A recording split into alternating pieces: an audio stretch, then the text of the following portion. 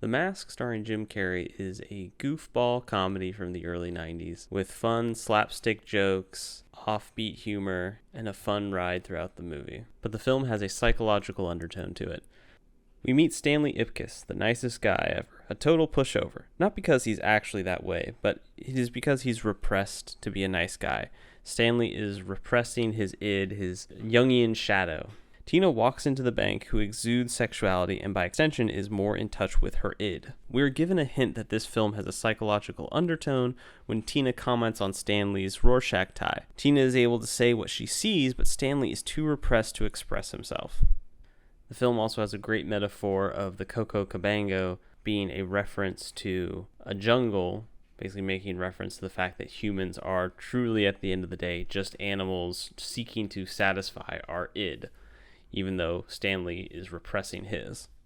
And as we learn after Stanley's time at the Coco Cabango, is Stanley's id is a screwball, wacky troublemaker.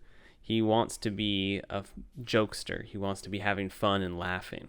And we're given another hint that the film has a psychological undertone when the TV program that Stanley is watching tells us that Stanley is wearing a mask during the day. He's hiding his id, or he has a Jungian shadow underneath him that he can't let out.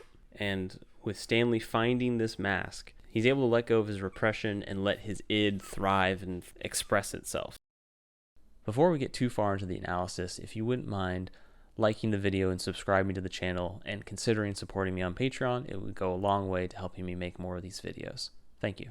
And I would say that this film is trying to be a superhero movie and has many of the motivations and beats of a superhero film, of a comic book superhero film. It's giving off that vibe. But the story arc never actually materializes for the superhero. Stanley intimates that he wants to be a superhero, especially when he's wearing the mask, but none of his actions actually are that of a real superhero. It's just incidentally convenient for him to also act as the superhero.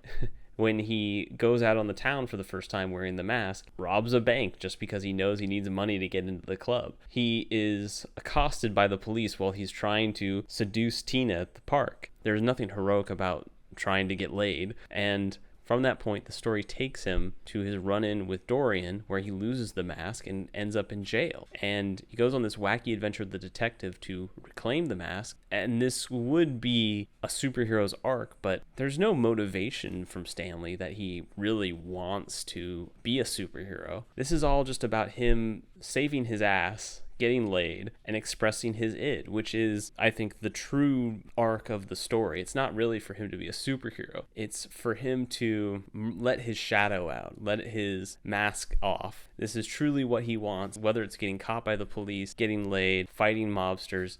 This is all just to satisfy his own personal id, not actually to be of good force in the world and to be a superhero. And so therefore, the arc of the story somewhat changes. What Stanley is experiencing is what the philosopher Carl Jung described as his shadow. It is his repressed id that is his deeper desires that he can't fully confront himself. And as he gets more and more into the mask, he is slowly merging with his shadow, which is a step of the Jungian shadow that Carl Jung describes, where the shadow starts to sort of take over what the conscious mind is doing. In the scene with the psychologist, Stanley learns the sort of lore backstory of the mask, of it being the mask of Loki, of the god of mischief, and that's what's happening to him. But he's also given the real goal of the movie. The goal of the mask is not to just only be the mask or only be Stanley. The goal is to assimilate the shadow, to be one, the mask, and to be Stanley at the same time and have a fully realized psyche. And obviously when Dorian puts on the mask, his id is amplified as well, and obviously because Dorian is a murderous psychopath, that is what he becomes, as a evil villain murderous psychopath. All of this sort of psychological lead up is what makes the scenes with the mask so satisfying. Stanley is cringe when he's not wearing the mask. It is difficult to get through the scenes with him. It is you're embarrassed for him. But then that, with the psychology backstory to everything, is what lets the scenes with the mask truly sing. Once Stanley is able to defeat Dorian, Stanley learns to assimilate his shadow and makes him a capable person and who he wants to be, and he's able to be with Tina. Thanks for watching my analysis on The Mask. It'd be a big help if you could like the video and subscribe to the channel, and if you'd consider supporting me on Patreon, it would go a long way for me to make more of these videos. Thanks.